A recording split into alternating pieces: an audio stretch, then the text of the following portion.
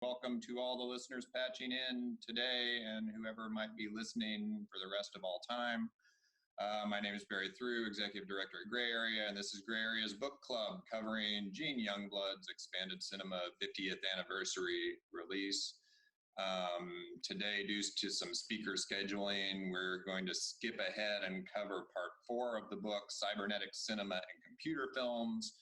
And I am delighted and honored to have 2 amazing guests joining us together with Gene for some insightful and poignant commentary on these topics, Casey Reas and Larry Cuba.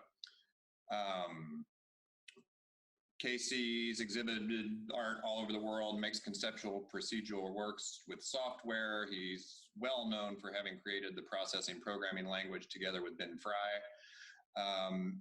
He was also part of the first exhibition at Gray Area in 2009 and a speaker at the first Gray Area Festival in 2015, and is currently a professor in the Design and Media Arts program at UCLA.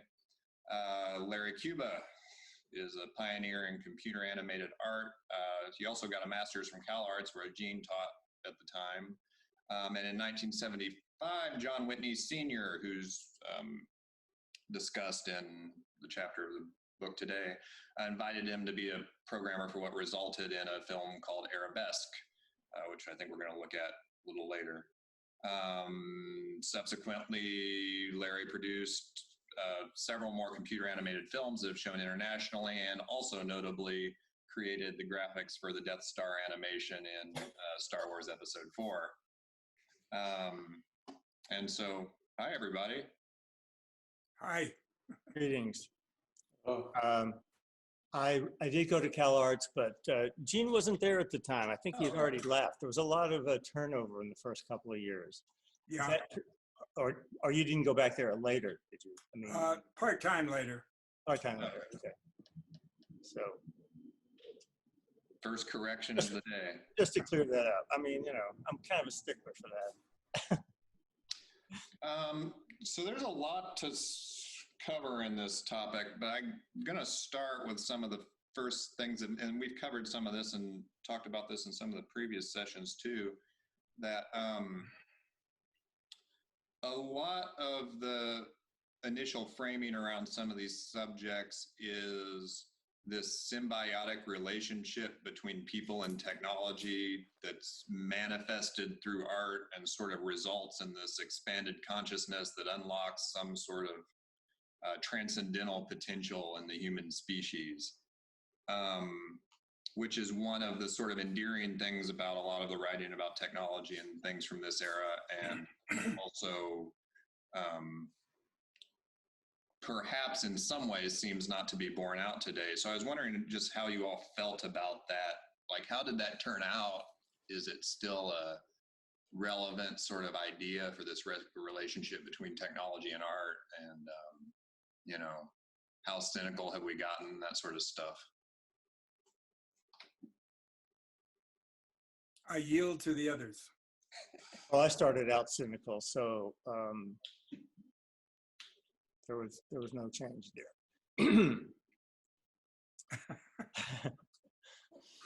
Now we're cooking with gas here.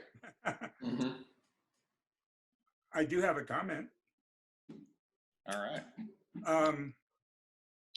I'm not sure this is relevant to your question, but excuse me. If you look back through the history of the avant-garde, what people called the avant-garde in any given moment in history, probably since the late 19th century, all of it, and maybe I've said this before on this here, but all of it in one way or another insists that you can't be avant-garde unless your art practice is integrated with ordinary life. You look back at all the people who have famous quotes about that, and even if it doesn't sound like they're saying that, if you think it through a little bit, they are saying that. I don't know if we should care about avant-garde at all, but it's interesting to me, leading edge kind of stuff. And it seems to me in the world we're entering, virtual reality, AR, XR, all that stuff, and especially artificial intelligence, art is not only central, but it's foundational you cannot create worlds without art. Or you can create shitty worlds, but who cares about that?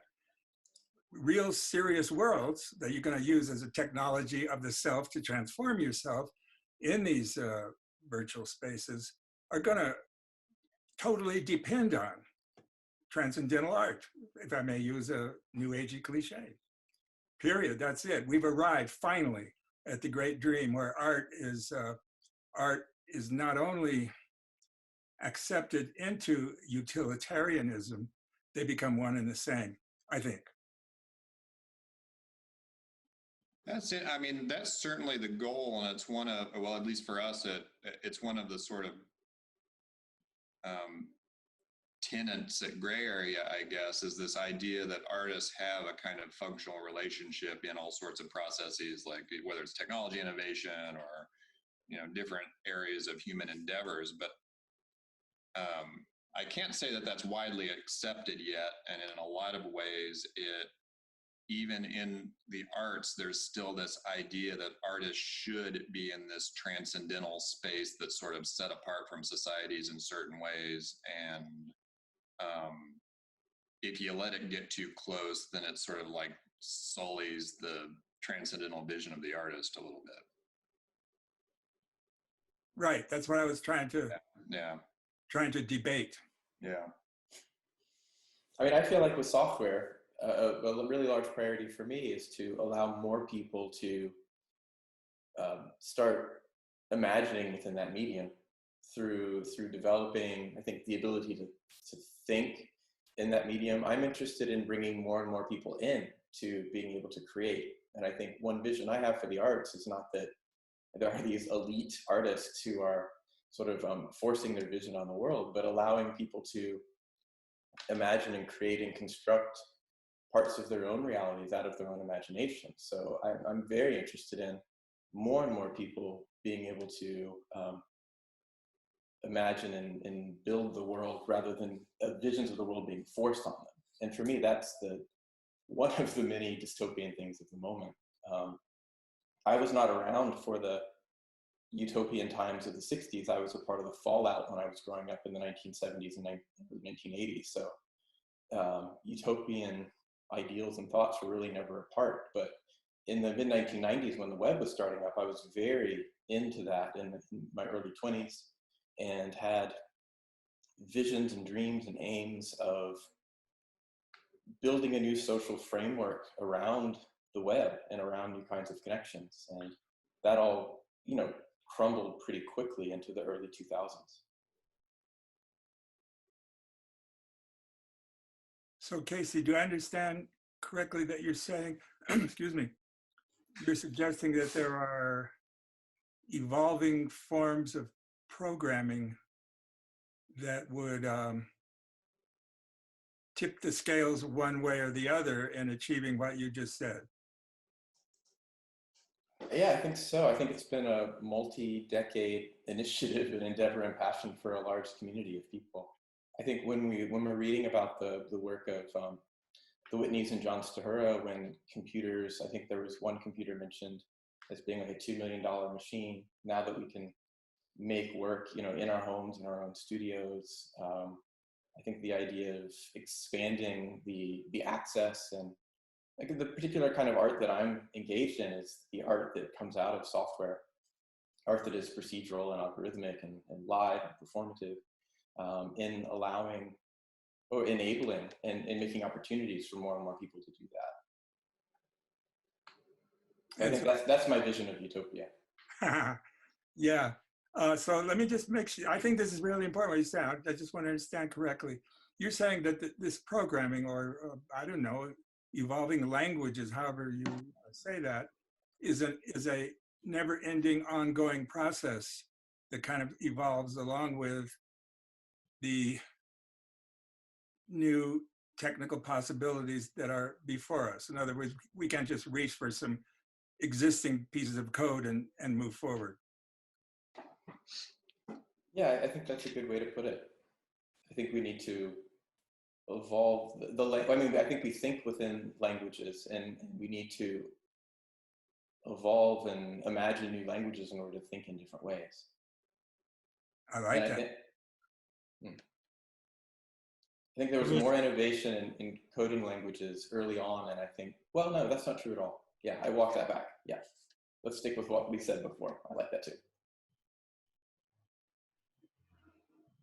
I was going to mention the seminar I was at in SIGGRAPH, where some of the educators who were teaching art and computer art at the time was saying, well, I know in the early days you didn't have any software, so you had to program yourself with whatever language was available. However, now we have off-the-shelf things. You can get Maya and Alias and so on. So why do we need to teach artists programming anymore? And they completely missed the point about when you buy something off the shelf, then you are working within the world of the designer who designed that software, and not exercising that freedom that you have when you code yourself, and just it comes directly from the ability of coding. Express your ideas in a language is something that was slowly coming. It was hard for we few algorithmic people to convince the others that all art students should learn how to program. That's basic literacy. Well, we talked a little bit about this yesterday, but I think there's some interesting ground to cover in terms of, and it's talked about in the book here a little bit. Let me see if I can find the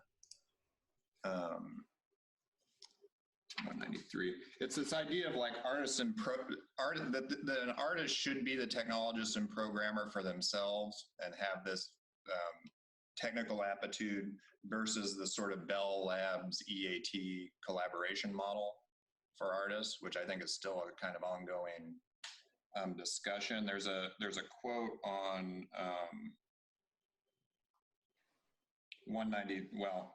page 193 in the Aesthetic Machine of the new book. It says, already the image of the artist has changed radically. In the new conceptual art, it's the artist's idea and not his technical ability in manipulating media that's important. Though much emphasis is currently placed on collaboration between artists and technologists, the real trend is towards one person who is both artistically and technology conversant. I would object to that. And I think this is not a new conversation. I think it's unrealistic to expect both of those things in one person. It's great when it happens, wonderful. To me, it's more like a new alliance. If I were to imagine this evolving, I would not be surprised if there were not duos or trios, alliances between artists and programmers, because some people just aren't good at either, one or the other. And so I think it's more likely that what I call the new alliance is probably what we're already beginning to see. I don't know. Do you think that's some kind of inherent thing, that some people are good at technology but not art, and the other artists vice versa? And the folks that can handle both are kind of anomalies? Yeah. All right, well, I believe, on the other hand, that anybody can handle either one. It's basically the educational system that pinpoints us in one direction or the other early on. We just say, he's got artistic talent, so let's just, push him through there. And all the math classes are horrible, so that the whole population just hates math, except for a few geeks who have gotten through somehow. I've heard this thing that anybody in any situation where they need math, they remind the people that they flunked math. In fact, I think I read the statement from Whitney in the book, in that chapter, about how I'm terrible at math. I flunked all my courses. Well, that doesn't mean you're terrible at math. It means the classes were wrong. They didn't know how to teach math. But that's just me. I believe that the capability is there. We were sort of fighting an uphill battle through the 80s and 90s, and trying to make the distinction between algorithmic work and what I call gesture work, because you like point at things and say, put that there and put that there, and then make this thing go over there, and then you've got an animation. But the algorithmic work is clearly another way of telling the computer what you want it to do, but it has all of these other things built in that have to do with how to incorporate randomness and heuristics and other things, and data and so on.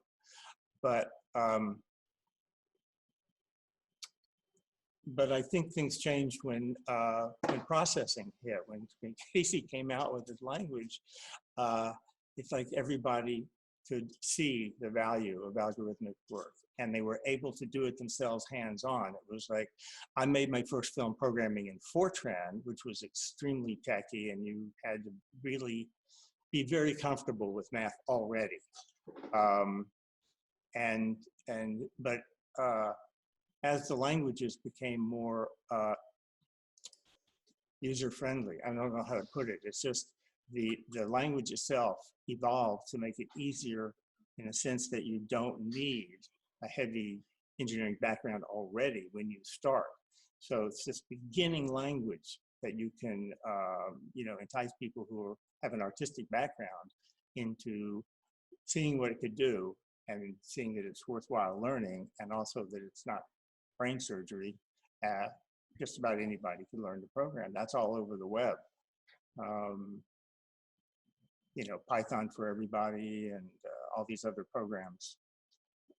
Teaching kids programming early on, then they're not afraid of it, and they don't approach the computer and say, "Oh, I flunked math. I'll never be able to handle it." That's been a big improvement for me. I just think that having people understand programming in general, what you're talking about. I went home once. I first started. I went home once, and one of my aunts said, "I don't understand. You make a film by pushing buttons." The idea of the computer at that time was you just push buttons. And I had to explain to her that also using a typewriter was like pushing buttons, so that when she writes her letters, she pushes buttons.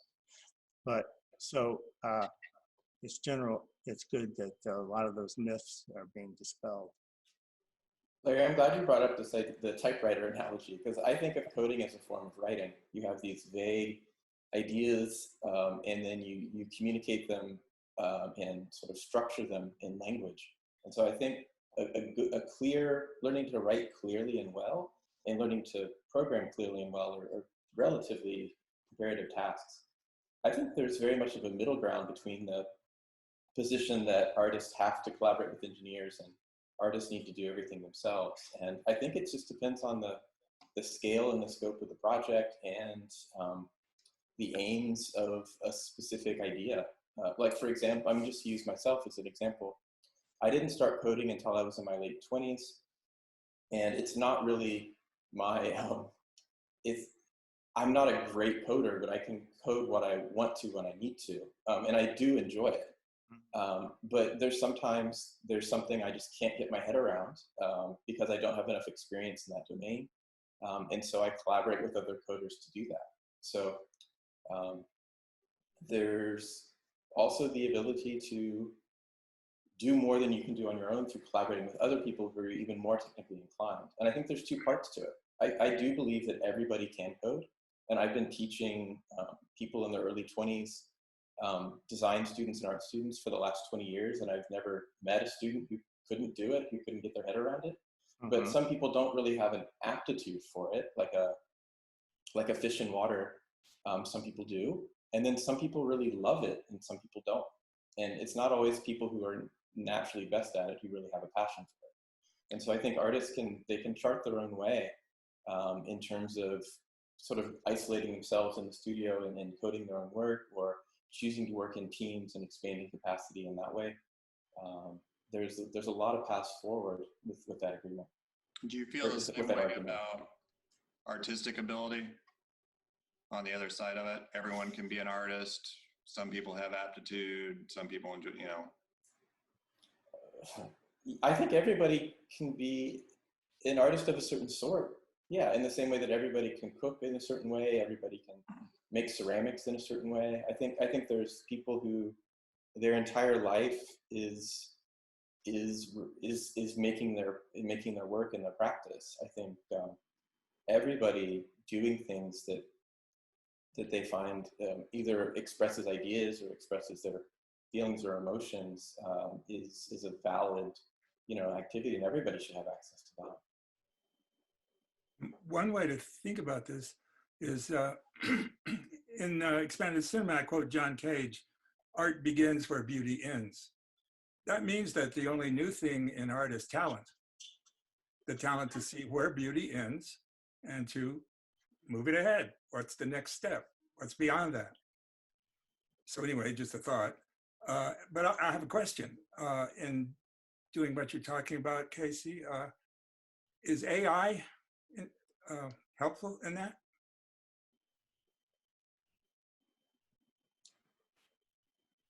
I think it is. I mean, I think of computers as mind extensions, as sort of physical tools or extensions of our body. Computers are extensions of our minds, and AI is a further extension of the mind. I mean, I've been working with machine learning algorithms, sort of the current generation of them, for the last 2 years now, and trying to get my head around those. And I found it to be a very different process and a really different way of working than more traditional coding. But it's allowed me to do things that I couldn't imagine to do before, where I feel very much that I am the author of that work and in control of the process. But so yeah, I think it's just a further extension of what we started 50 years ago. In terms of learning to code, do you think that is just sort of like a transitory part that we're in? Like, so take AI. I mean, if you have it sort of like you just talk to the computer and say, I'd like a circle over here, and maybe try that and change, that sort of like HAL kind of thing, or potentially, direct brain interface, just dreaming into reality kind of stuff. I mean, hyperbole aside, do you think this whole thing where we all have to learn to code and do math and have these structured languages is just kind of the situation that we're forced into right now, or is there something, certainly in your work, it informs a lot of it, but. I think coding is actually, well, let's just take one side for a moment. I think coding is kind of an awful thing. But it allows us to structure thoughts in a way that I think is the most beautiful thing. So right now, I think coding is a way of learning to think in terms of systems. And coding is the best way to get to that form of thought. I think if there's other ways of getting into those forms of thoughts, then that would be wonderful. That's great. Thank you. Yeah, there's certainly something to this, and we're getting to kind of some fuller land here too, of de-learning and unspecialization, and getting to some, places where we're not specialized into either being artists or technologists. I find, I have some understanding of both of those worlds, but find them really hard to inhabit simultaneously. I either have to be in sort of one mode of mind or the other, and then have to take a step back and look at something, and this idea that you can do both of those sort of synergize in your brain at once. I haven't got there yet. Maybe some people can, but that's the most difficult part for me. And like the task switching back and forth, like if I spend a lot of time coding, I find it very hard to do any sort of like higher level creative things. But I do it serially. At least that's my own method that I've come up with, is that I'll spend the amount of time needed in order to build a foundation for the work, and then I'll spend a lot more time after actually producing that piece based on, I guess I would say, the tools that I needed in order to realize that piece. I think there's a lot of comparisons to that in the chapter, sort of like John Whitney working on top of the graph system, for example, or John Stahura building on top of his model 5.3 system in order to build his work. That's so right. Yeah. People were inventing their own high-level coding environments or high-level visual environments in order to realize the work that they were dreaming of or trying to bring into the world. Right. So what Citron did to develop Graph, the program that John used to do permutations, well, you know, there's an interesting story. I was wondering why he did all these polar coordinates. It was a big polar coordinate equation with 50 or 60 parameters. And then he allowed John to just sit there and play with the parameters as much as he wanted and see the results. So he could keep tweaking his results by tweaking the parameters. That's not exactly coding, but it allowed him to work independently. He wasn't sitting with his coder telling him, you know, exactly what he wanted to do. But I found out that the reason for all this polar coordinate stuff is before they started, John showed him his previous films made on the mechanical analog device, like James Whitney's Lapis, which is just a mandala. So it's all circular and it's all based on circles on circles, epicircles. The motors were moving the art around, and then that whole thing was on another circle. So you had these epicircles, and that's very simply the basis of a mechanical device. But when you make the film with those, you can see the sort of circular nature of it. Now the layers of circles go together, and pretty much the so he essentially programmed up in software what the mechanical device was doing for him. So permutations looks mostly like the kind of things that he was doing before. Eventually he got away from that with different systems, but I'd never known that before. I think Bflix is an interesting case study because my understanding is it's largely Ken Knowlton's initiative to how it's structured, but we can see Vanderbeek's work with it and Lillian Schwartz's work with it and see how it diverges with the vision of both of those artists. Right. Well, I had another comment about collaboration, because when John collaborates with the programmer, he is sitting there telling the programmer what he wants, and the programmer is going off and writing the code, and then he sees the results and then goes around again.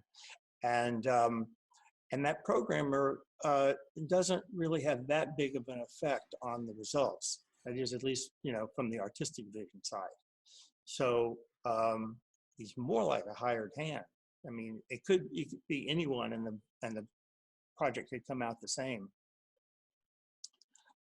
Versus the collaborator, where you're talking about the concept of the art and how it's actually going to look and be implemented and so on with fellow artists, then they each contribute to the work. So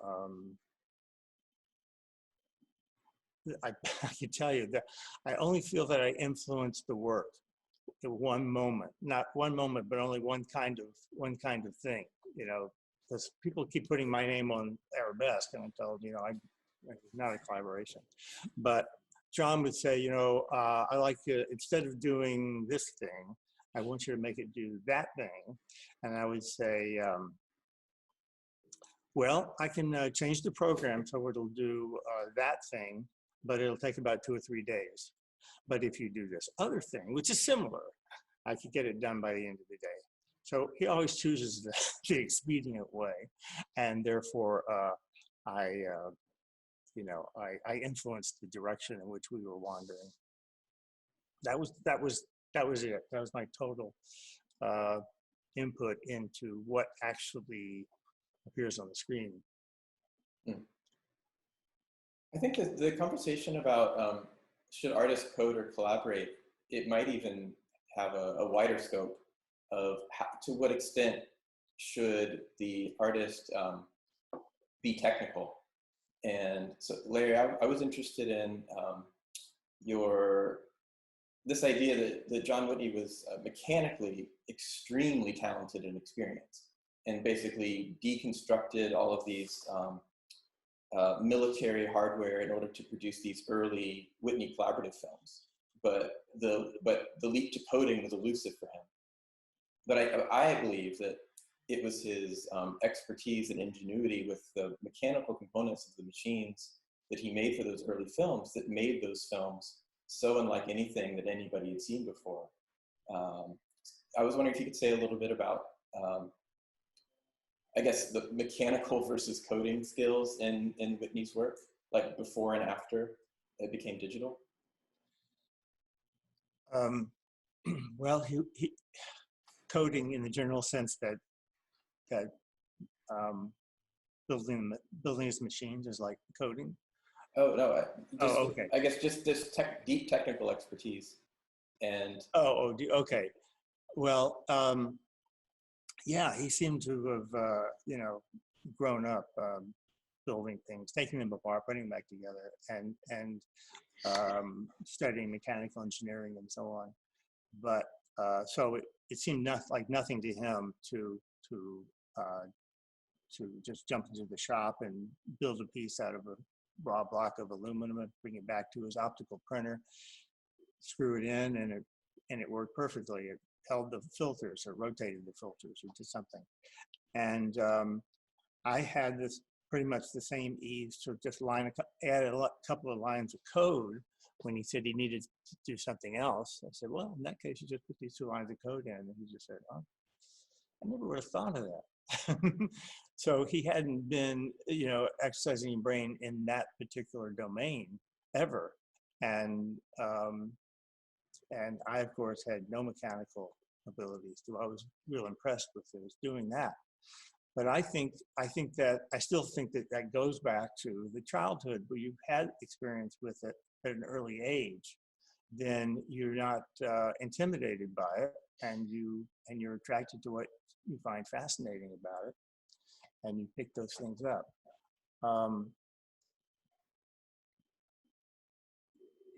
It's at the time when they were approaching his company, it wasn't his company, but the company where he worked, Kubrick was approaching him to do the Stargate corridor sequence. They all had to go to London and build the equipment there. And he'd been using it for maybe 15 years, I don't know, maybe less. But he was ready to move on from that. He was ready to go digital. He could see that digital is going to be everything, and this is going to be obsolete. So he didn't want to waste any more time on it. So he didn't go work on 2001. He went to IBM and started working in digital. That sort of happened at that time. So the people who learned slit scan from him, like Trumbull and Babel and other people, they did the work. They took this old mechanical thing and then upgraded it with more modern approaches, and he went on to work at digital at IBM. And so IBM and Caltech and III, these places, their systems were not designed at all for a novice, and so he had to have a programmer with him at every stage. So that kind of collaboration, sort of master-slave kind of model, he was just dependent on. Later, when he did have a machine, after Arabesque was the last one where he had to go down to a company like III to use their equipment. And then after that, we were in the 80s, started having small machines, and someone put together a small machine for him and programmed up on the small machine the last thing he did. So it's funny how the software was always just based on the last one. But it went back to like the original one, which was full of options. So he could use it by himself without the collaborator by selecting options. And that gave him something that he could just play with by himself and explore the possibilities of the software. And he just used a computer to make images without having to depend on someone as an interface. Barry, I'm really sorry. I've been curious about this for about 15 years, and with Larry and Gene on the phone, I just want to ask a question. No, I don't want to do anything, so go for it. I've always been really curious about. I'm sorry, were you apologizing for continuing the subject? You and I have been planning this a future conversation about languages at some point, and we haven't gotten to yet. But yeah. We'll do James that. Whitney not moving into digital. What's there to be learned about that? Because I think Barry, you started off the conversation about like expanded consciousness, and when I look at films like Lapis or that's where my mind goes, and I think that Lapis, that final or that film by James Whitney, is one of my favorite films ever made. Made non-digitally. So why did James not sort of move into the digital space is the question. I would guess it's cultural. That's just a guess. Culture is maybe the most important thing in life. Makes us who we are. And so he was identifying with a certain culture. And I agree with you, that film is astounding. It's so gorgeous. Anyway, that's my little thought about that. I can't imagine what other answer there would be. I'm learning a lot from you guys. These two viewpoints that the artist could learn to become a programmer if the right educational system was there to do it. You're absolutely right. Education is crucial. The approach of the education. And on the other hand, I'm hearing from you that an artist working with a coder does not necessarily take agency away from the artist, if I'm hearing correctly. In other words, Larry, you were saying you characterize a coder as, you use a certain phrase. Master slave. Yes, kindly put. So anyway, both of those things are, I haven't thought these things through. This is great. I'm learning a lot from you guys. I never considered myself a slave. It was an honor to work with what was his name? No, John, and I had an absolutely great time. But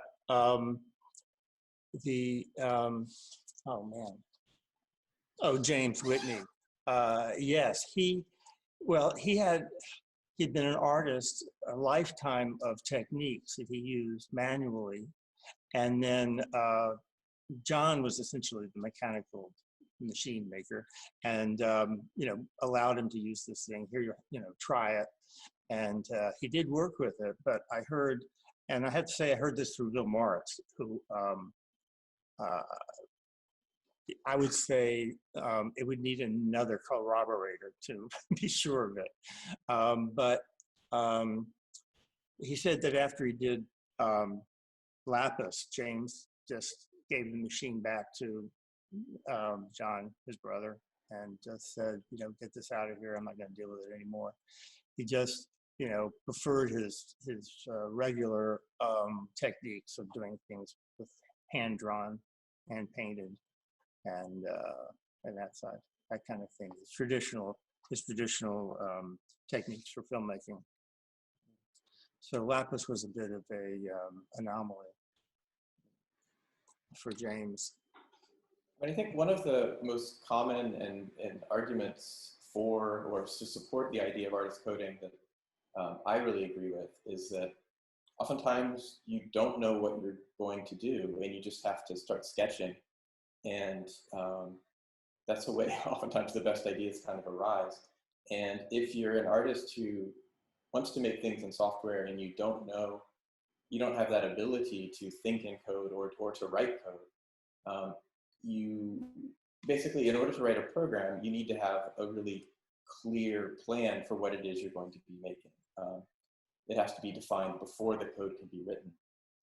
And oftentimes people such as myself, we need to sketch in code to make little short pieces of programs in order to test and explore, in order to, over time, over a period of days or weeks or months, figure out what we actually want to make. And so it's this process of a tree, of having a seed of an idea, and you make a lot of things, and you make a lot of things from there. And it really is analogous to a form of sketching in code. And that's how artists like myself find our way through to a final work, or really our intent. And once we discover that intent, I can sit down and then write a really long program in order to embody that. But I wouldn't have been able to get there without the ability to discover it through testing and exploration and directly in the medium. Casey, does it, excuse me, does it allow for the following? As a writer, all my life, that's what I do, write, still now, big books. And I find that I think I know what I'm writing, so I go along and I write it, and it's chaos most of the time. And for me, it only comes together right at the end, usually. Not entirely, but to some significant extent, I expect it to be what I want only at the end. And sometimes right at the end, stuff comes out just intuitively that I never thought of, never thought I would even put in this piece of writing, and bam, there it is. It's so obvious that it should be there. Is a surprise to the creator. Is anything like that possible in coding? I think that's exactly the same process that you just described. Yes. Fantastic. Yeah, like I think you could imagine if you couldn't read, you could only speak, how your process would be different as a writer. That would be sort of an artist working in software who doesn't know how to code. Cool. There's, I kind of want to bounce off this a little bit. There's a question from the audience at large. Sam Meach asked, speaking of tech literacy and expanded cinema, Gene writes with so much detail about the technology and processes that the artists work with. Is tech literacy important for those who write about digital art, critical theory, review, interpretation? And I would go, just extend the question farther to say, one of the big discussions I always get in when talking about digital art or technology-based art is there are many who argue that those sort of like qualifiers, such as it being digital or technology-based, should be dispensed with, and we should just talk about it all under a big banner of art. And so I would say, like, how important is it in this? Should we be getting to the point where we don't discuss the technology at all and the art stands on its own, or how much is that portion of it important in the kind of consideration of these kind of,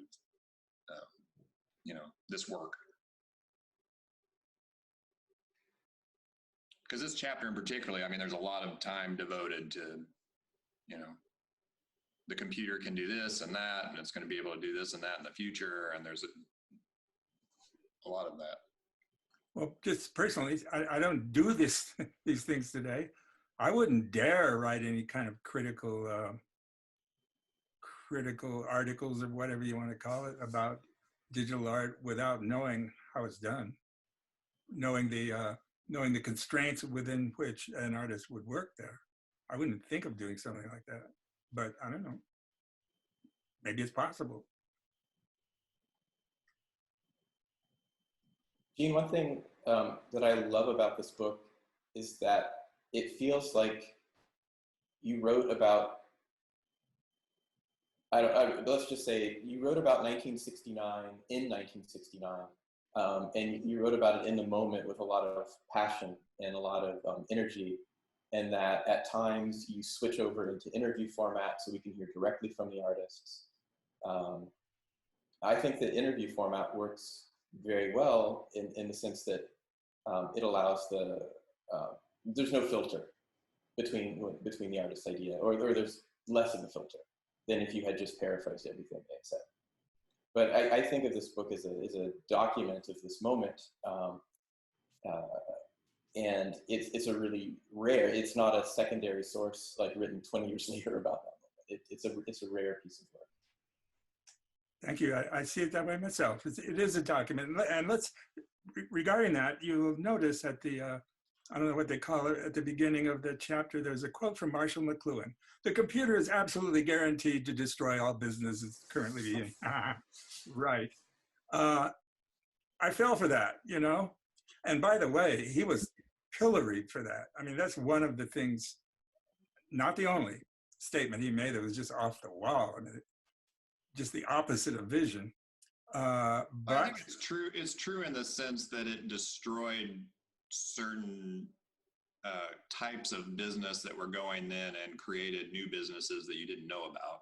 So, I mean, it didn't destroy business, but it certainly like disrupted many existing businesses and, yeah, you know, that sort of thing. it did that, but it also empowered lots of others that were kind of nascent at the time, I believe. Anyway, the point being that the time you're in is incredibly important. It's very, very hard to think outside the box. Barry, to your the other part of your question, I love all forms of the arts and crafts, and I really try and learn about everything as much as I can. I mean, with a definitely a focus in software. But one thing I've noticed is in more craft-based arts, like for example, ceramics and printmaking and woodworking, there's always a lot of discussion around the medium itself, the papers, the inks, the processes, and that can sometimes be the dominant conversation of a specific work. And there's also a culture of working together, people working together in the studio, sharing knowledge, and the craft being at the forefront.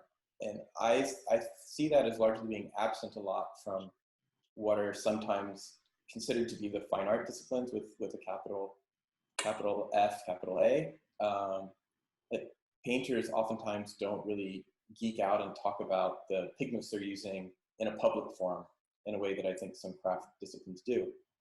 And so when I think about code and I think about software and the arts, I can see part of that community or these communities being more on the craft focused side and really concentrating and focusing on the media itself and different techniques and different algorithms. And I can see other parts moving away from and wanting to focus on what the work is or what the ideas of the work. And so I imagine both should happen at the same time.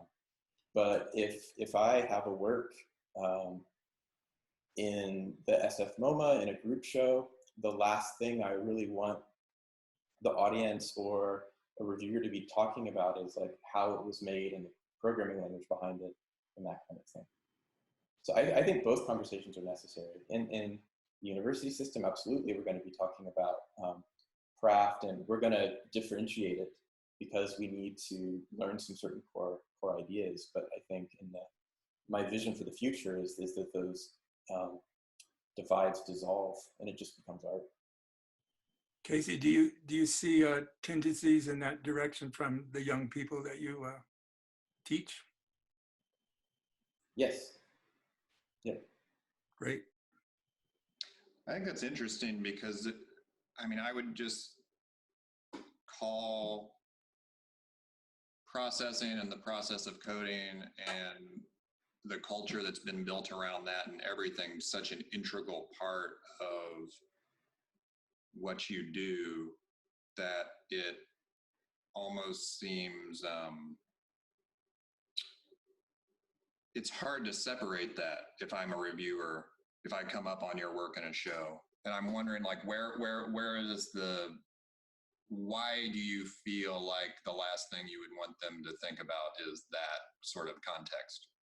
Like, not that it's okay, but like, where does that come from that you think do you think that context would devalues it in some way, or what's that impulse? I mean, I think for decades, if what's interesting about the work is its technique, then it's not an interesting piece of art.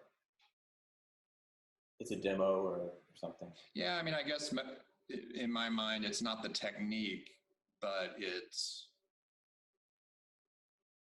I think what Gene said before, it's just the same as,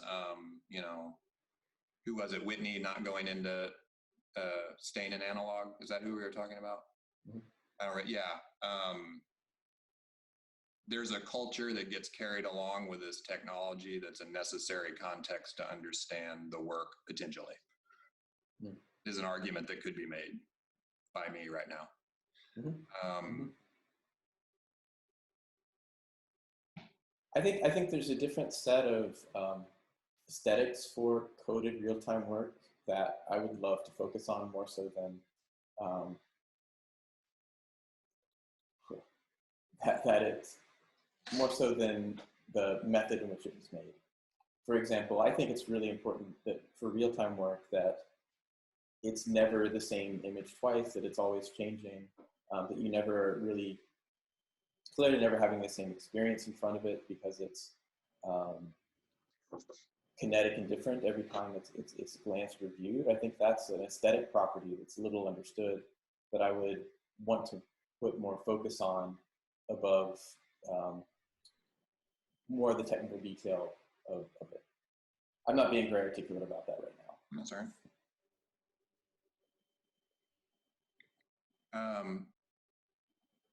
We're coming up on the hour. This real-time discussion is something that we wanted to talk about a little bit. I don't have a great, Casey, did you have like a question? You said something interesting to you was the process of this stuff being real-time now versus rendered in the past. I don't know if there's I didn't have a well-framed question around that. Yeah. I think Larry was talking about this a little bit earlier, this idea that you bring your tape to a lab and then a day later you get your film back, as opposed to seeing it immediately, is an interesting change that's happened within the medium. And then also the ability to perform images live. Like I think a large part of what Gray Area has been pioneering in an exciting way are live audiovisual performances with software systems. And what performance brings to it that is different from a cinematic or film or video experience. Yeah, and the interesting thing in this moment, I think, is we're trying, and with this sort of patch platform that we launched and all these conversations, et cetera, is ultimately trying to figure out how to translate that work to online spaces. I don't know if anybody here or in the audience saw the Travis Scott concert in Fortnite this last weekend, which is for those who don't know, Fortnite is sort of a first-person shooter game for sort of young adults, and they did a concert by a rapper, Travis Scott, that was attended on the first night by 12 million people in this VR space, and it was really amazing in a lot of ways. I mean, it really took it. If there's a extension of expanded cinema into this sort of like first person view that, it's hard to describe kind of what happened without seeing it. There's some documentation on YouTube, but when you're actually playing the game and are getting sort of transported into all these locations and perspectives, et cetera, with an audience, and even in this virtual space live, it was pretty astounding sort of direction for where this stuff is going in a kind of metaverse space.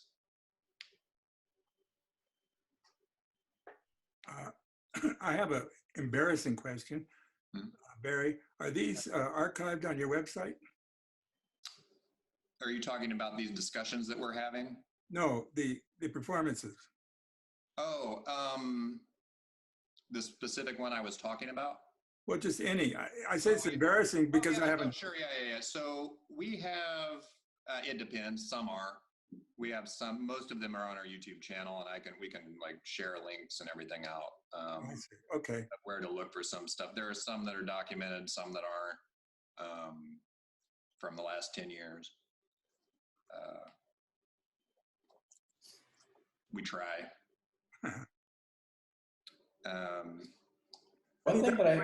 Oh, go ahead, Gene. No, well, I think your point about, see, when I'm not doing this, I'm in another world entirely, writing on this thing for 15 years about George Kuchar.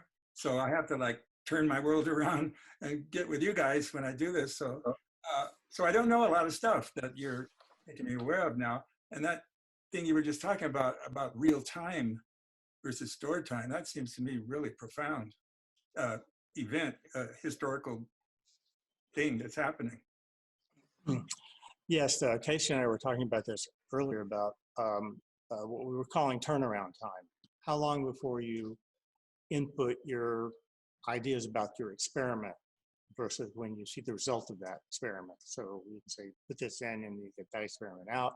And then you look at that and you say, well, it's too much this or too much that. Let me try something else with my experiment. So you tweak the experiment code and try it again.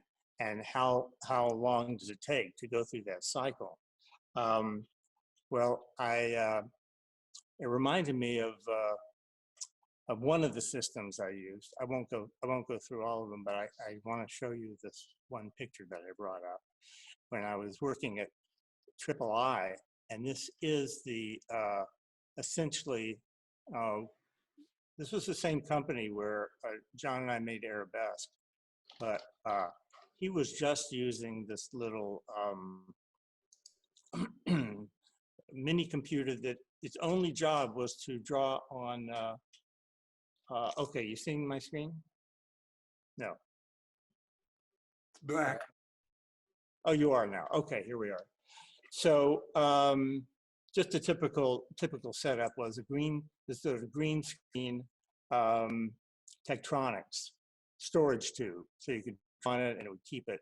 And then that would be communicating with the mainframe. This is a PDP-10. So sort of beyond the mainframe era, but still not exactly a portable computer.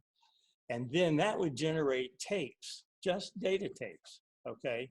And then you would take the data tapes out and run them across the office to the other side where they had the film plotter. This is like the film plotter that Arabesque was made on. We had a little language and we just programmed that. We didn't need the big system. But I brought the tapes over here, and this system was just reading the data off the tapes and drawing the images on the little CRT in this area on the left. I don't know if you're seeing my cursor. But we can see it, yeah. You can? It's an amazing picture. Okay, so it goes onto film, and then I take raw film out of there like that, although that's been processed. And we put it through the processor to develop it, okay? And then once we have it developed, we gotta look at it. So, oh, we get the actual film out, and then we have to find a way to look at it. And you know, III being a computer company, they don't have a little private screening room, but they did have. I'm sorry, it's not responding fast enough to do this.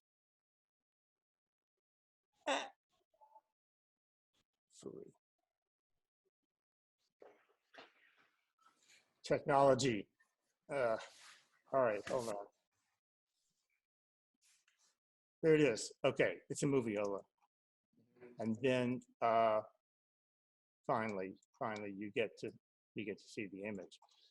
So I just thought that when I put this together for one of my lectures about you know, the history of me, I noticed something about this, and I'd like to show it to you. And it's not,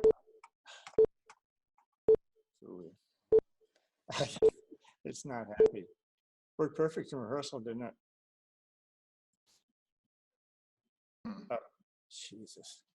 All right. Well, when you pull back, you see all the machines that were involved. You know, and there's like half a dozen or more machines, and the data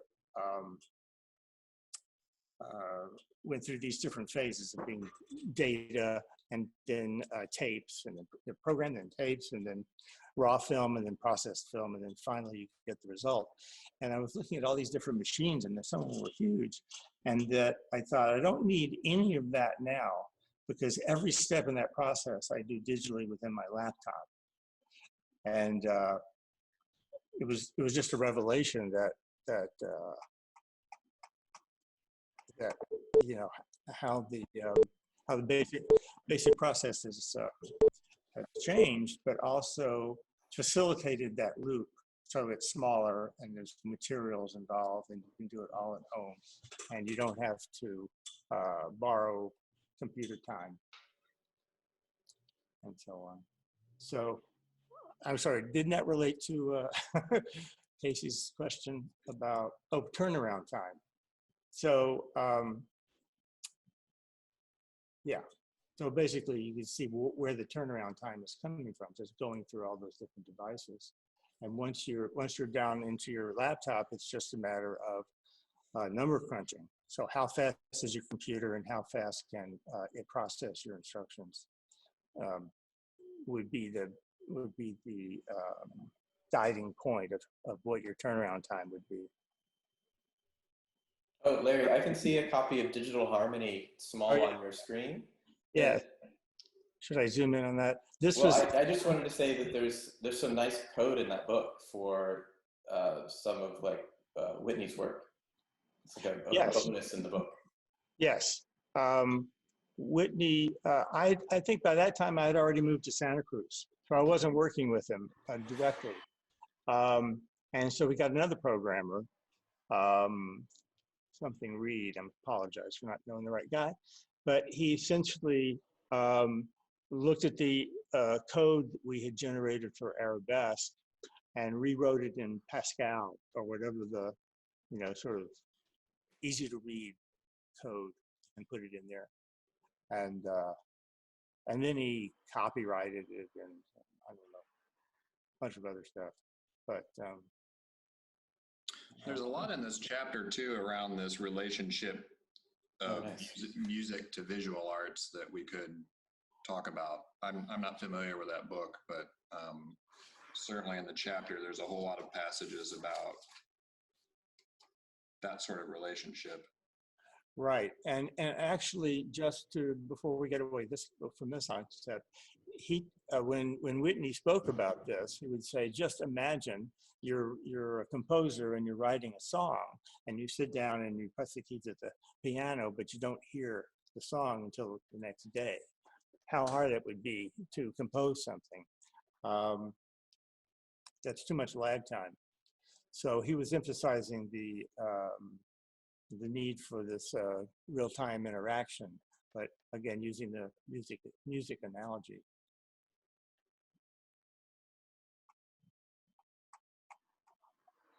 I also noticed that he mentioned in the interview that he was wary of using music as an analogy because there's so many attempts of this kind of visual music, which was very far from what he was doing.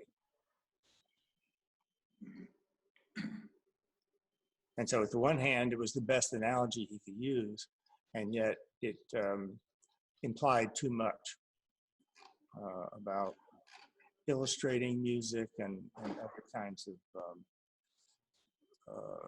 similar results. Larry, that walkthrough of all the machines from start to finish, from information to film, is really amazing. It is great.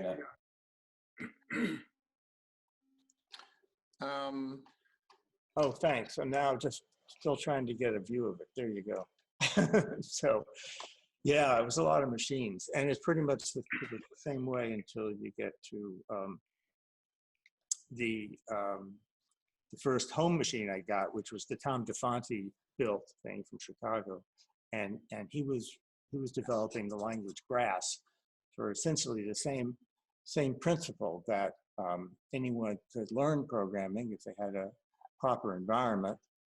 And the unfortunate part was it never really was able to go beyond the immediate community of the artists in Chicago, or the folks who could, I'm not touching it, it's just doing that.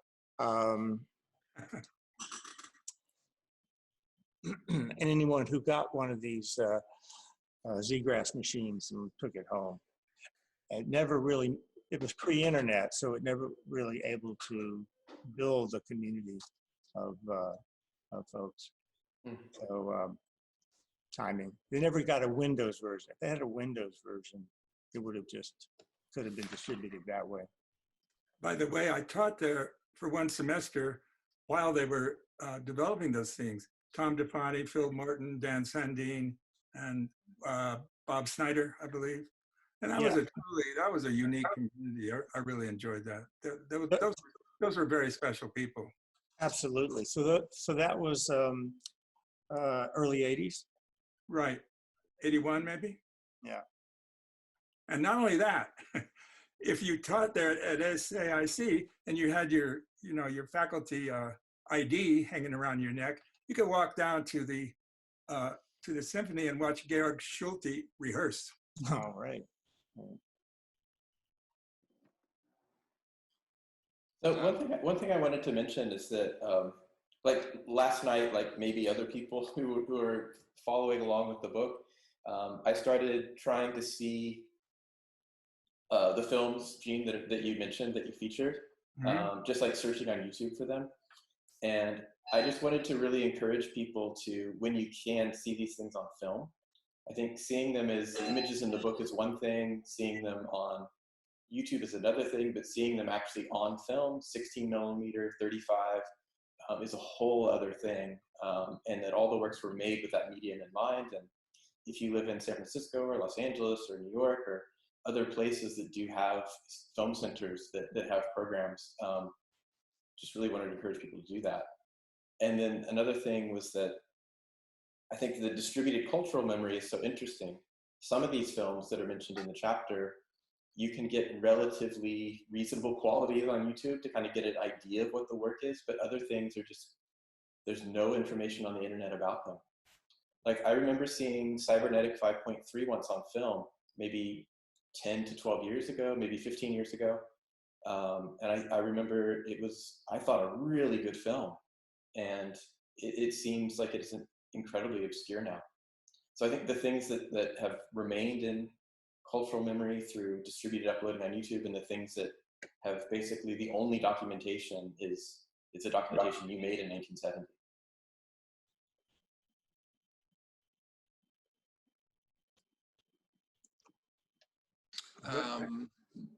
I have an anecdote that I don't know if it's probably not relevant to this. Maybe I won't tell it.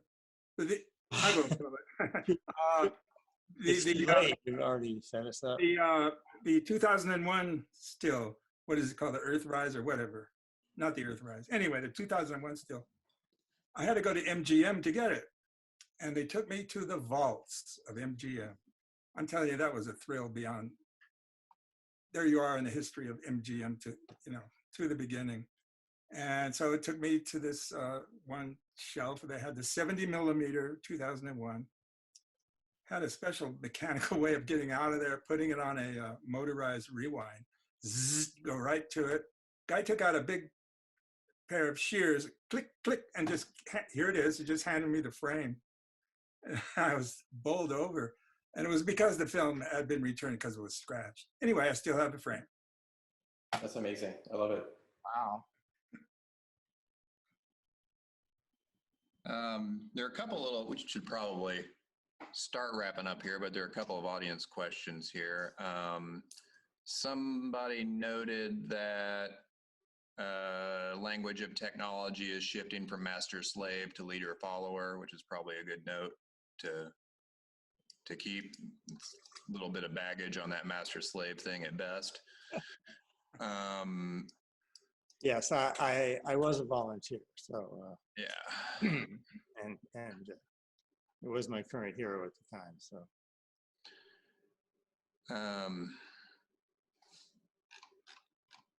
Peter Hirschberg, our board chairman at Gray Area, asks a question that is sort of summarizes how's everyone's thinking about the art you make responding to this COVID situation where everybody's looking for, everybody's distant, they're looking for connection, that sort of thing. If anybody has thoughts on either wild gesturing speculations on how this will affect our arts in the world, or else what it's doing for you personally.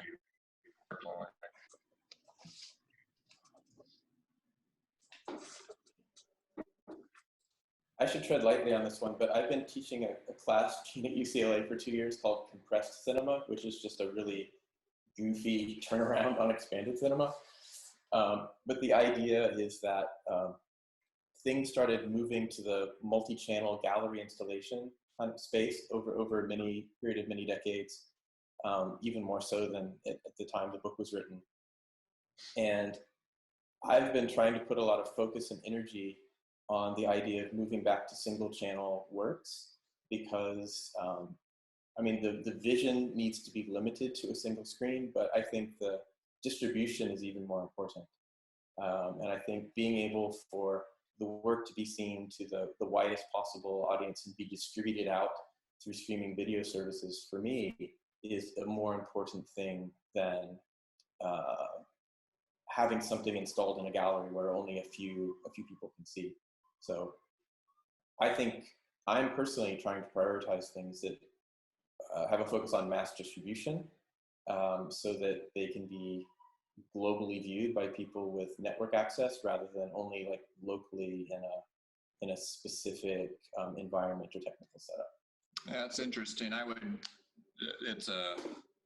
There's probably more kind of like longevity in that approach, but like the other hand of it is like this Travis Scott thing on Fortnite where you had 12 million people that saw this concert that was in a complete VR, you know, it's sort of like virtual world setup. Harder to archive. The archival and like reviewability is. Yeah, but I mean, I'm totally into the Travis Scott thing, and I think that's a really exciting approach to this as well. Yeah. I think just things that can be things that are mass media, rather than focusing on things that are exclusive experiences in a specific location that disappear and are really exclusive to a few visitors. I think those are ways to put focus on things.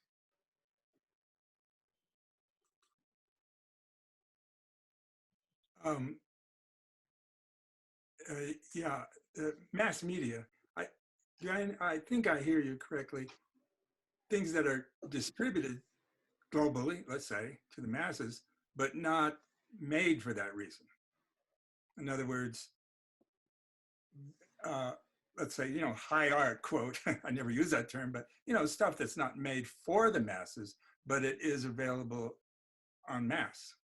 Yeah, exactly. I mean, to be crass, art, not entertainment, but things that are available and accessible for anybody who wants to have that experience. Right.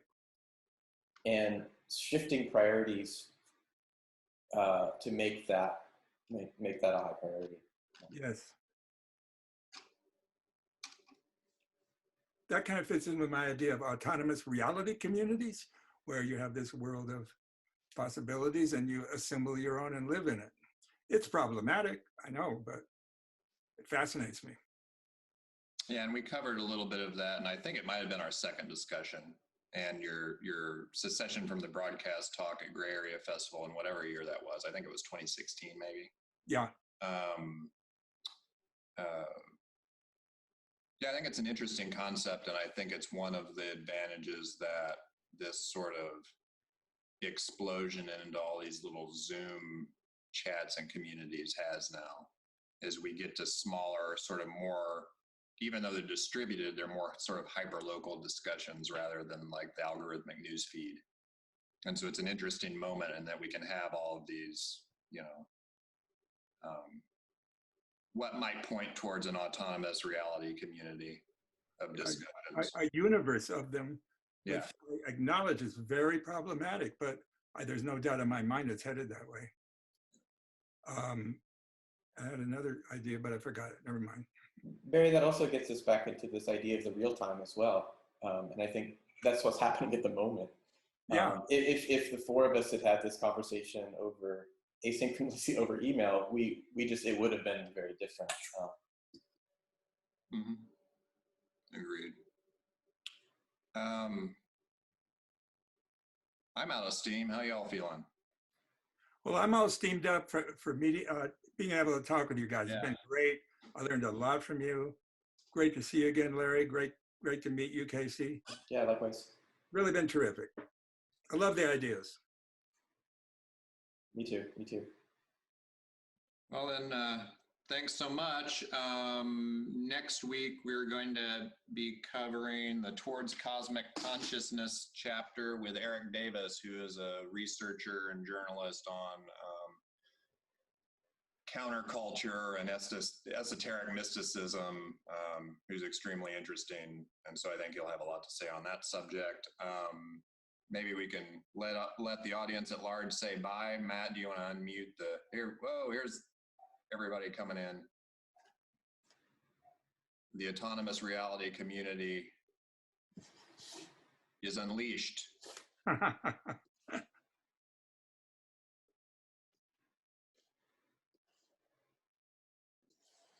Thank you. Yeah. Bye. All right. Thank you. Bye. Thanks, guys. Bye.